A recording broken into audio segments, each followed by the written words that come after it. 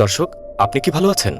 কেউ কেউ বলছেন বাংলাদেশ এখন উত্তপ্ত কড়াই থেকে জ্বলন্ত চুলার মধ্যে পড়েছেন।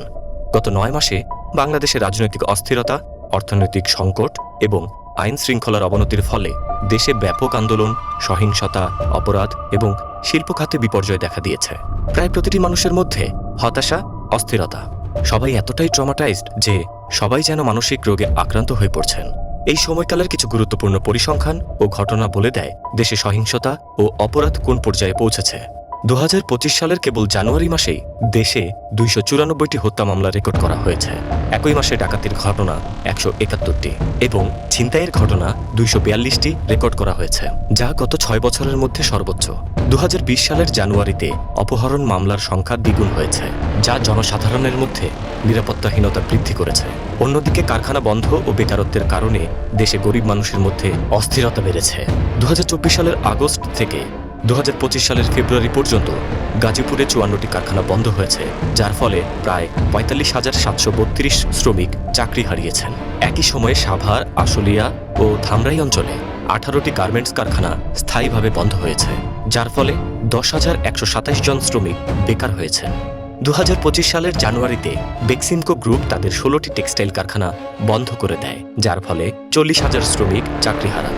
২০২৪ সালের সেপ্টেম্বর মাসে আশুলিয়া শিল্প এলাকায় ৬৫টি কারখানা শ্রমিক অসন্তোষের কারণে বন্ধ থাকে। স্বাভাবিকভাবেই এই সময়কালে রাজনৈতিক অস্থিরতা ও সহিংসতার কারণে দেশের অর্থনীতিতে প্রায় $১.২ বিলিয়ন ক্ষতি হয়েছে। এই পরিসংখ্যানগুলো স্পষ্টভাবে দেখায় যে গণতান্ত্রিক শাসন ব্যবস্থার অনুপস্থিতি ও অনির্বাচিত সরকারের শাসনকাল দেশের রাজনৈতিক স্থিতিশীলতা, আইন শৃঙ্খলা এবং অর্থনীতিতে মারাত্মক প্রভাব ফেলেছে। সম্প্রতি অন্তর্বর্তীকালীন সরকার বিচার না হওয়া পর্যন্ত বাংলাদেশ আওয়ামী লীগের কার্যক্রম নিষিদ্ধ করেছে।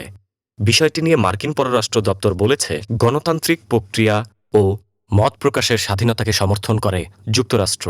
গত ১৩ মে ব্রিফিংয়ে মার্কিন পররাষ্ট্র দপ্তরের উপমুখপাত্র টমি পিগজ বলেন, আমরা একটি মুক্ত গণতান্ত্রিক প্রক্রিয়া ও প্রত্যেক ব্যক্তির জন্য ন্যায়সঙ্গত এবং আইনি আচরণে বিশ্বাস করি। আওয়ামী লীগের কার্যক্রম নিষিদ্ধ করায় আনুষ্ঠানিকভাবে উদ্বেগ জানিয়েছে ভারত। মঙ্গলবার ১৩ মে সন্ধ্যায় দিল্লিতে পররাষ্ট্র মন্ত্রণালয়ের নিয়মিত ব্রিফিংয়ে মুখপাত্র রণধীর জয়সওয়াল বলেন, কোনো উপযুক্ত পদ্ধতি অনুসরণ না করেই আওয়ামী লীগের ওপর নিষেধাজ্ঞা আরব একটি উদ্বেগজনক ঘটনা। দেখা যাচ্ছে বাংলাদেশে গণতান্ত্রিক চর্চা ক্রমশ সংকুচিত হয়ে আসছে। এই অবস্থায় জনগণের মৌলিক অধিকার রক্ষা এবং দেশের স্থিতিশীলতা ফিরিয়ে আনতে অবিলম্বে একটি অংশগ্রহণমূলক ও স্বচ্ছ নির্বাচনের মাধ্যমে গণতান্ত্রিক সরকার প্রতিষ্ঠা করা জরুরি। গণতন্ত্র হচ্ছে যে আমাদের সবার মতামত নিবে আর আমরা কি চাচ্ছি আমাদের সবারটা দেখবে। তো একটি দেশের নাগরিক হিসেবে আমরা চাই যে দেশে সুষ্ঠু নির্বাচন হোক, সেই অনুসারে আমরা নিজেদের পছন্দ অনুযায়ী প্রার্থীকে ভোট দিতে চাই। তো গণতন্ত্র মানে হলো একটা রাষ্ট্রে জনগণের দ্বারা নির্বাচিত সরকার থাকবে, সেই সরকার জনগণের ইচ্ছা পূরণে সচেষ্ট থাকবে। প্রিয় দর্শক, আপনি কি মনে করেন?